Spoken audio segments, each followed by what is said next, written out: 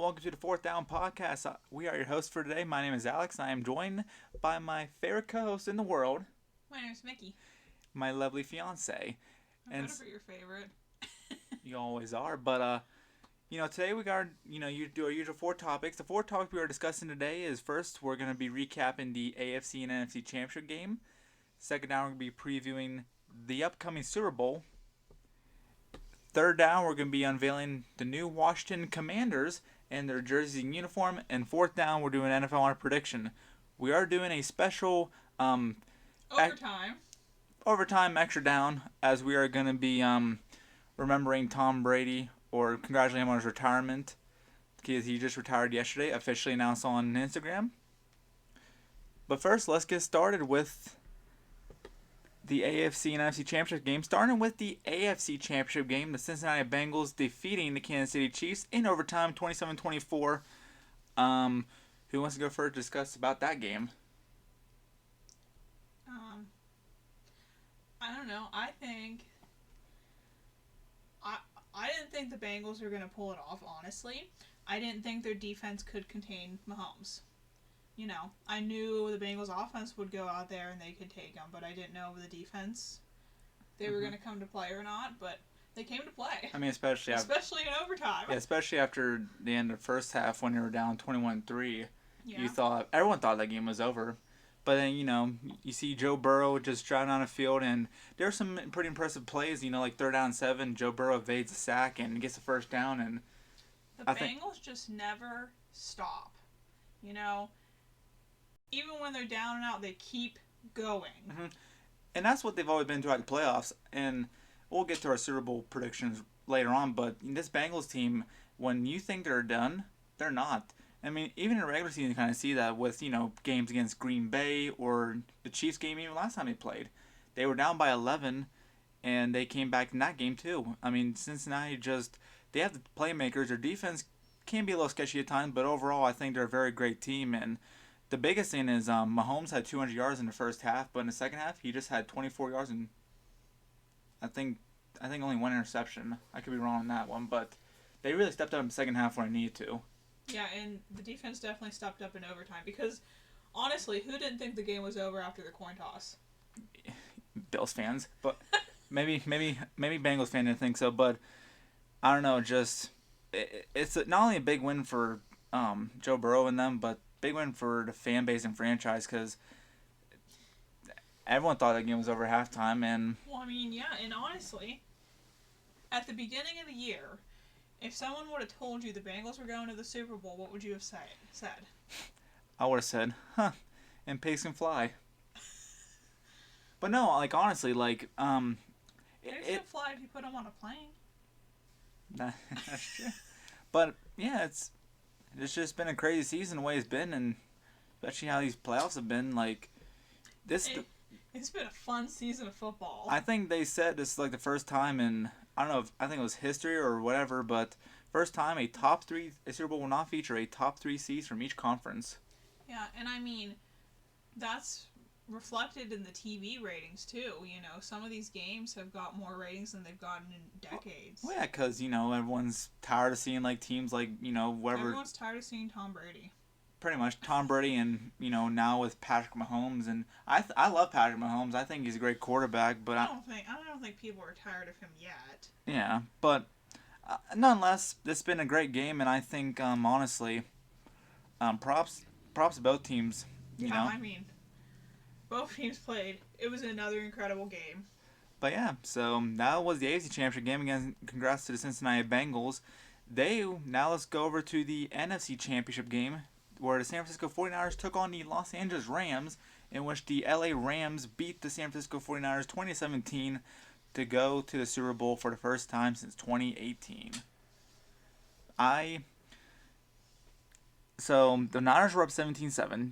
Deebo Samuel played out of his mind, but you mentioned it too, when the Niners defense came to play, but in the end, when Jimmy Garoppolo had an opportunity to drive down the field and send them to the Super Bowl, and again, their offensive line, yeah, it was sketchy, but Jimmy Garoppolo just didn't deliver when he needed the most. Well, going into that game, I said, the 49ers offense is going to have to come to play. Because their defense is outstanding, but offense is where they struggle. Mm-hmm. You know, the Rams is good on both sides of the ball, but they don't always follow through. Mm-hmm. And, you know, Matthew Stafford play well. Odell's finally getting the rhythm. Mm-hmm. Defense, you know, obviously Rams defense low with talent with Aaron Donald, Von Miller. But same with the Niners defense, too. And I think, you know, in that game, it's going to come down to if Jimmy Garoppolo can step up. And now the big talk is, you know, can Jimmy Garoppolo be that quarterback for any franchise? Like, can Jimmy Garoppolo lead his team to Super Bowl? Because he's not going to have a team like the Niners, no matter where it goes. No, and I mean, he was given so many opportunities in this game. He was given opportunities in the game against the Packers, and I mean, they did win that game, but he didn't. There were no offensive touchdowns from the 49ers in that game. Yeah, I mean, you look at his playoff run, like, okay, they're not flashiest stats. But, I mean, Jimmy Garoppolo still did enough, but in the last two games, between the, you know, especially... You can't just do enough in the playoffs, though. Mm-hmm. You know? Especially against a great team like, you know, the LA Rams and your all-talented roster, all-star roster. Mm-hmm. But, yeah, I mean, you know, give credit to the Rams, though. They've stepped up after a team that beat the Rams, which the 49ers. They beat them 6 times in a row. So, heading this game... I think the Rams were running a little bit more revenge, especially with a Super Bowl berth on the line. Yeah, I mean, I don't know. It's pretty impressive. You know, everything. I mean, both teams, Bengals and Rams, like, you know, Matthew Stafford and Joe Burrow both have really good stories. Yeah. I mean, like I said, it's just been an amazing postseason. But back to Matthew Stafford, I mean, I know you can't just feel but happiness for the guy. Yeah. I mean, in Detroit for so many years, was pretty much their MVP, led in the playoffs 3 times, couldn't get it, but now since he's on a team that can fully support him, he goes to the Rams for 1 year, and he's in a Super Bowl for the first time in his career. How amazing of a story that is. Yeah. But yeah, I mean, we ready for the Super Bowl preview? I mean, yeah, while we're talking about it, Let's get ready for the big game, which is, from the time this is posted, about 10 days away. The 4-seeded Rams are going to take on the 4-seeded Bengals. This is going to be, in my opinion, this is one of the most exciting Super Bowls in a long time. Yeah, I mean... I think the last Super Bowl, like, that had this much, like, hype and buzz, probably, maybe Patriots Seahawks. I know that was a pretty good Super Bowl, but this Super Bowl featuring 2 very underdog stories with, I mean, it's just, what can you say? It's going to be a great game between these 2 teams. Yeah, I mean, the Bengals haven't been in the playoffs since the 80s. Oh, you mean a Super Bowl? Same thing. No, you're good. Yeah. The Bengals haven't been on the Super Bowl since the 80s, so, like, that's incredible for their franchise. And then, you know, the Rams have, like, you know, both teams are the underdogs here, you know. Mm-hmm. They both don't have these big numbers or all these trophies like a lot of the other franchises do. But, I mean, both these teams came into the playoffs ready to go. And they're going to come into the Super Bowl ready to go just the same. And many people predicted these teams would probably be like, you know, wild card, maybe divisional exits. Yeah, I mean, I don't think very many people predicted these 2 would be the ones making it to the Super Bowl. No. But nonetheless, it's going to be a great game, and after Super Bowl, I think it's going to be probably one of the most highest rated Super Bowls of all time, highest viewed Super Bowls. But I think the biggest matchup when it comes to this game, though, is I still come back to the Bengals' offensive weapons. Like, their weapons are amazing. They have, you know, T. Higgins, Jamar Chase, which is a stud. But their offensive line against Aaron Donald and that Rams pass rush with Von Miller, and don't forget about Jalen Ramsey and Eric Weddle and all them guys. How will that offensive line do against Aaron Donald, who is, I think, a 3-time Defensive Player of the Year? I mean, yeah, and the Bengals' O-line is not the best, you know? Mm. And for the Rams, Matthew Stafford has his moments where he can turn over the ball. can we continue to see Matthew Stafford developing as one of the better QBs in the playoffs or best QBs in playoffs? Yeah, I mean, Matthew Stafford has some moments where he's just on it, and then there's other moments where it's a little questionable. You know, like especially it's not always consistent. That's the problem with the Rams is they have a great team, but it's not always consistent. Like especially towards the end of the Bucks game. Yeah. Where they almost blew they a 24. They were so far ahead, and then. And even in the Rams Niners game, you know, Rams weren't playing great. Start off, but once fourth quarter, hey, we gotta wake up. But yeah, so I mean, that's what's gonna come down to now. Super Bowl predictions. Like I said, I think this is gonna be one of the better Super Bowls we're gonna look back at a long time. Two underdog stories. I mean, it's a Super Bowl you hate to see both teams or hate to see anybody lose, but here's the question though: will it be better than that Bills-Chiefs game? No. No, it'll be a great Super Bowl, but it won't be better than Bills-Chiefs game. It could potentially be like the Chiefs-Bengals game, to be honest. I could see that. But do you want to predict your Super Bowl winner first? So I could see either team making it, you know. But if I was betting, I would go for the Bengals just because I know their offense is going to come to play. The Rams, I know is going to come for a couple quarters. Are they going to come for the whole game? I hope so. But I don't know. You know? No, I agree. Yeah. Okay. What do you think? So you're going with the Bengals? Yeah, I'm going with the Bengals. Meow. Kitty go meow. Shout out to Mr. Tom Grassi. But I don't know. It's back and forth for me. But I think, in all my honest opinion, everyone's gonna be mad at Super Bowl picks because you know it's today's world. But I think the Cincinnati Bengals, in my honest opinion, are gonna win the Super Bowl because both teams had incredible postseason runs. And don't get me wrong, if the Rams do manage to win this, I'd be so happy for Matthew Stafford. I'd be ecstatic for either side. You know, like it's a game. It's a Super Bowl that I want both teams to win, but I mean, either way, both teams have had an amazing season. But here's why the Bengals.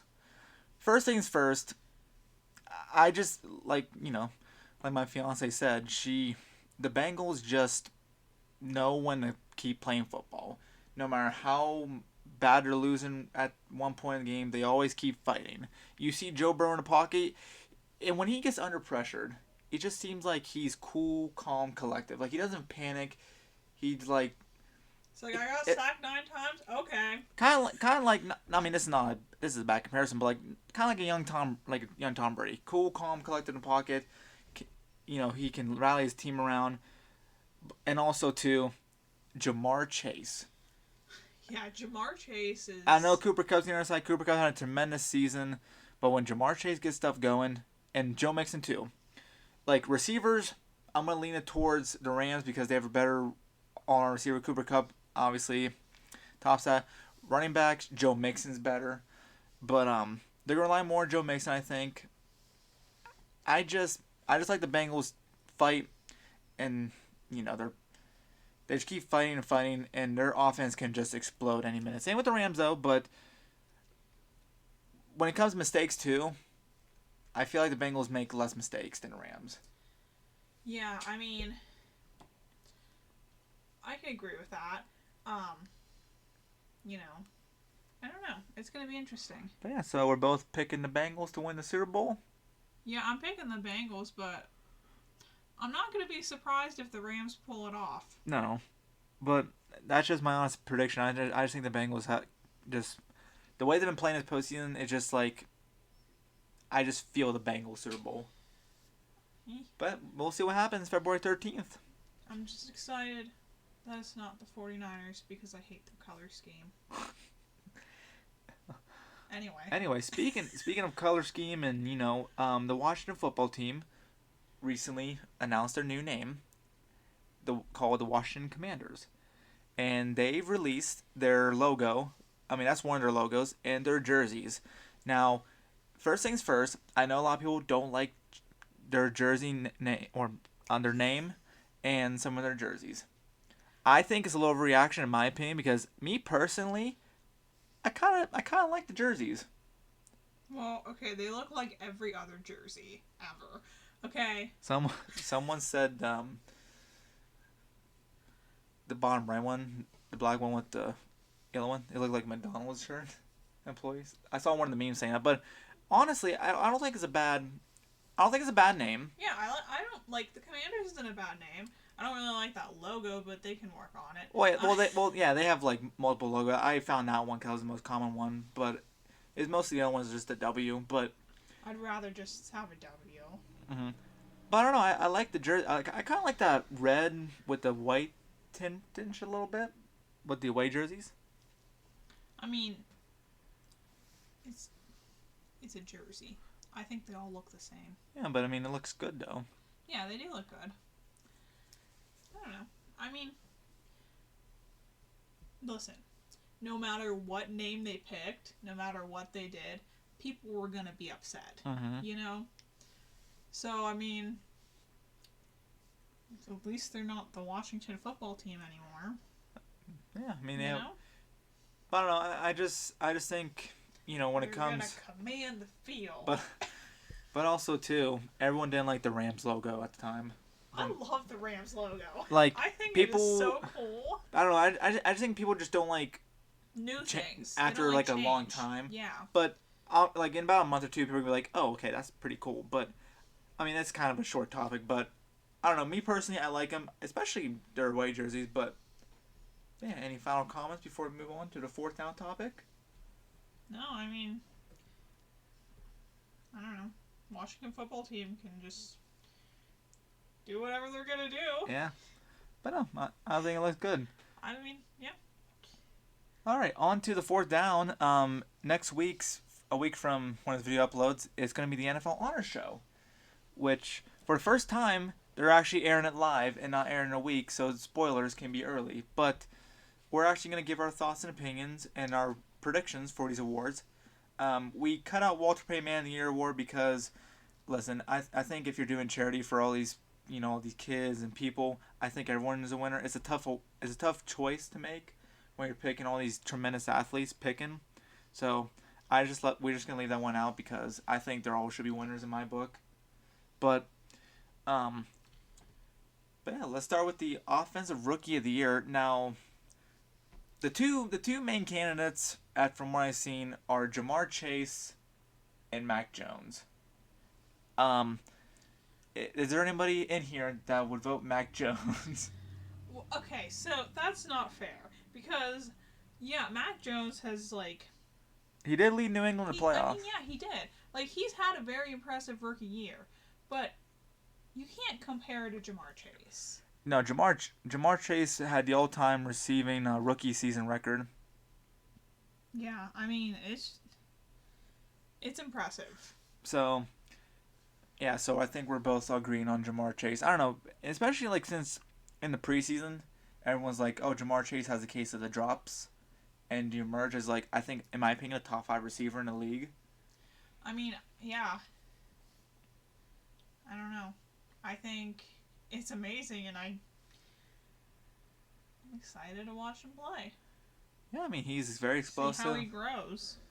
Oh, he'll be better as the year comes. He's explosive. I think he's a great playmaker. But yeah, so Jamar Chase for us both. Yeah. All right, now Defensive Rookie of the Year. There's no debate for that one too. I think we both kind of agree. Micah Parsons, the Dallas Cowboys. 12 sacks. Sure, I don't. Yeah, I don't know this as well as you know this. Well, Micah Parsons had 12 sacks and I think he had 12 sacks. That's pretty impressive. 12 sacks. I mean, the other rookie that I could probably come to mind is Patrick Surtain for defensive side, but I think Micah Parsons is pretty good. So, Defensive Rookie of the Year, Micah Parsons. Yeah. All right, now let's get to Offensive Player of the Year. This one's interesting because is a quarterback going to win Offensive Player of the Year? Or is it going to be...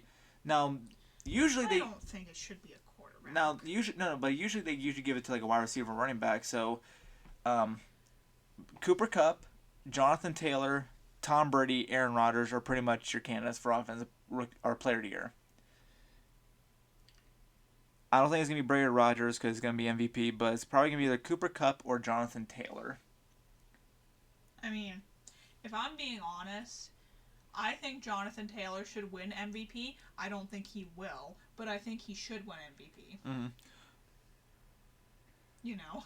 Yeah, but I think the only thing that's her in his case is one, he's a running back, but also Derrick Henry had 200 more rushing yards and he didn't win MVP. Yeah, I know, but I mean, I don't think, I don't know, MVP always goes to a quarterback, and I get it, but also, like, I don't know, I think sometimes, Yeah, well, according to this little stat I put at the bottom right, the last non-quarterback to win an MVP was in 2012. That was Adrian Peterson on the Minnesota Vikings. I don't know. But yeah, I mean... I'm probably going to pick Cooper Kupp. You're going to pick Cooper Kupp? I mean, he was, I think, 50 yards away from breaking the all-time season record for receiver. Yeah, I mean... It's a tough choice because, obviously, two tremendous players with Jonathan Taylor and Cooper Kupp, but I think with the year Cooper Kupp had, I think Cooper Kupp should win. So... Jonathan Taylor really only balled out when he was playing against you in fantasy. Yeah. Yeah. Yeah. Maybe not like that man for a couple weeks, but I love Jonathan Taylor. But yeah, so Cooper Kupp. You're picking Jonathan Taylor. I'm picking Jonathan Taylor. Defensive player of the year. We can just scratch that because T.J. Watt 22.5 sacks, tying the all-time season record. How do you get half a sack? They so whenever like two players pretty much help sack the quarterback, they give us it's like an assist. Yeah. Okay, that makes sense. So yeah, so he tied the all-time leading sack. He should have got the 23.5, but the referee ruled it. He wasn't sacked. It was just a fumble. But anyways, 22.5 sacks. Nothing gonna beat that. DJ Watt defensive player of the year. Yeah, so that's easy. If TJ Watt, Steelers defense is on it. Now, if they can get a quarterback, maybe their offense will be on it too. If TJ Watt does not get defensive player of the year, I would feel bad for him and sorry. Yeah. But yeah, so defensive player of the year, TJ Watt. Yeah, Yeah. There's not really other competitions for defensive player of the year than him. Yeah. Because that's hard beat. But anyways, coach of the year. TJ Watt's just a beast. Oh, he is. I love him. Yeah, I love TJ Watt. Coach of the year. So, from what I heard, the top candidates are Mike Vrabel, Titans coach, led him to #1 seed, I believe a 12-5 record. Okay. Zach Taylor, Bengals coach. Okay. Matt LaFleur, Packers coach, and I think those are the top candidates. I don't know. Well, I don't know. How do you judge the coach? Is it based on how their team has grown? Is it based on their records? How does that work? I think it's based on how their team pretty much has grown because for example, like one coach, Matt Nagy won the coach of the year with the Bears. Mm-hmm. He led the Bears to playoff for the first time since 2010 and division titles in 2010. Because if you want to talk about growing a team, then I think I know who I'm gonna pick. Yeah, if you want to talk about growing a team, I think Zach Taylor. Yeah, I think Zach Taylor. Because I know people would like to give the most wins to a coach, which I understand that, but you gotta give circumstance of when Zach Taylor's been through, like as a coach. He lost Joe Burrow for the year last year. They were at the bottom of their division. Everyone thought this team was gonna do the same thing, and for the Bengals to not only win the division, but go to the freaking Super Bowl. Yeah, it's pretty impressive. I think you should give him that. I know Mike Vrabel, Matt LaFleur might have great Matt LaFleur came in here with a great team, and they played really well until they got to the playoffs. But, And same with Mike Vrabel. They have, Derrick Henry, the best running back in the league. Ryan Tannehill's not a bad quarterback at times, but Zach Taylor, he has a sophomore quarterback coming off an ACL injury, getting booed at for not, convincing them to draft pennies. So I know that's not his fault, but for him to turn that team around, I think Yeah. So we agree Zach Taylor? Yeah, I would agree. All right, so speaking of Joe Burrow, comeback player of the year is coming out of two players. Joe Burrow or Dak Prescott. Dak Prescott had a terrible ankle fracture since week 5 of last 2020 season. Got him out for the rest of the year that year. Came back, led the Cowboys to division title. Joe Burrow tore his ACL last season, came back, led his Bengals to a division title and a Super Bowl. I think both these guys have had an incredible comeback. But I'm going to say what I was saying to you earlier. Dak Prescott, when he came back, everyone already knew he was good. Everyone already knew what he could do. When he came back, the question was, is he going to be as good as he was before? And he still was. And the answer was yes. Maybe even a little bit better. It's really impressive. But Joe Burrow didn't really have a rookie year, He never really had a chance to show off what he could do. Mm-hmm. And to come back after an injury in your rookie year like that and play the way that he has. And not just that, but winning your division, which people say AFC North is one of the toughest divisions. And for going on the road to Tennessee, to Kansas City, and getting sacked like 9 times, maybe, I don't forget how many times he got sacked. I think he just got sacked once, but in that Chiefs game, but getting sacked that many times and still finding ways to win. For you to get sacked 9 times in a game and still win and still keep going, mm-hmm. That's really impressive. The amount of resiliency that Burrow has shown, and the whole Bengals team, really, Mm-hmm.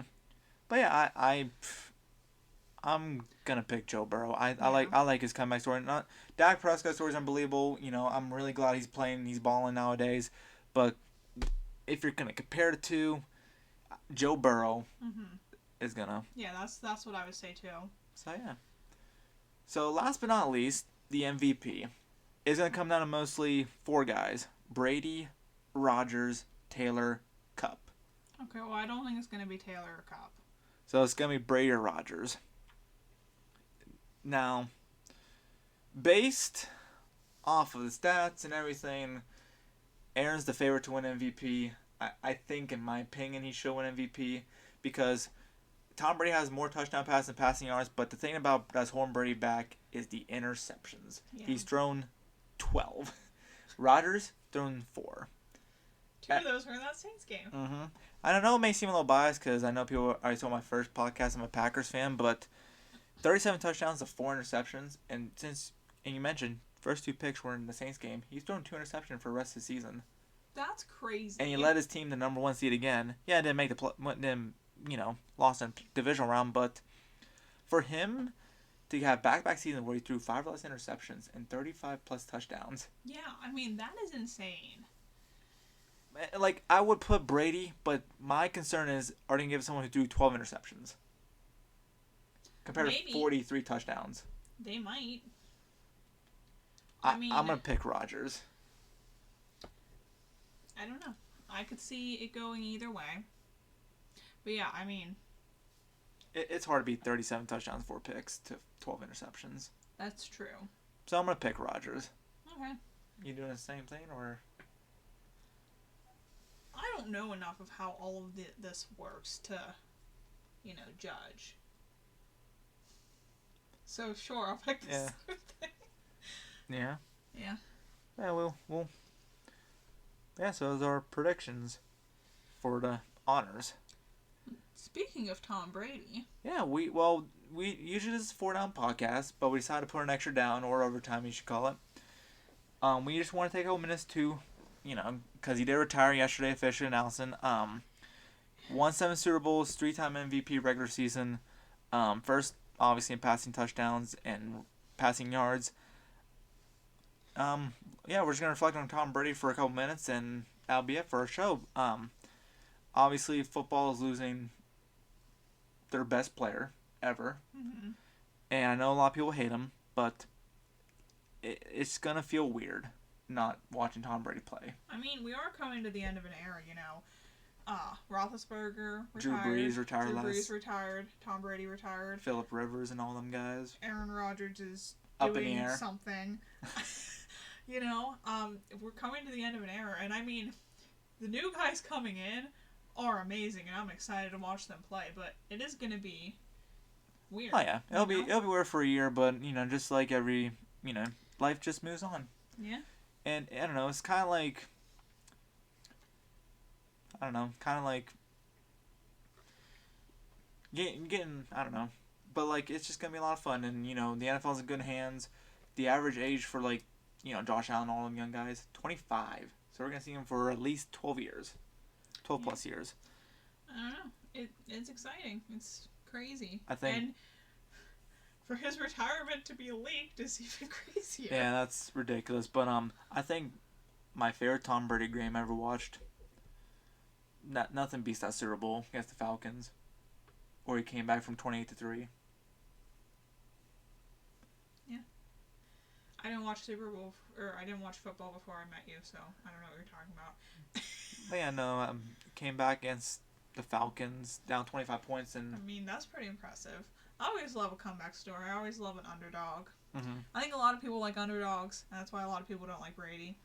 Oh yeah, but I mean, you still gotta respect his game. I mean, Tom Brady's probably one of the best to ever do it, and who knows? Maybe we'll never see him. Maybe some people are saying Patrick Mahomes could be the next Tom Brady, but who will see? I don't think you ever see another Tom Brady ever again, obviously. But I mean, I guess only time will tell. Yeah.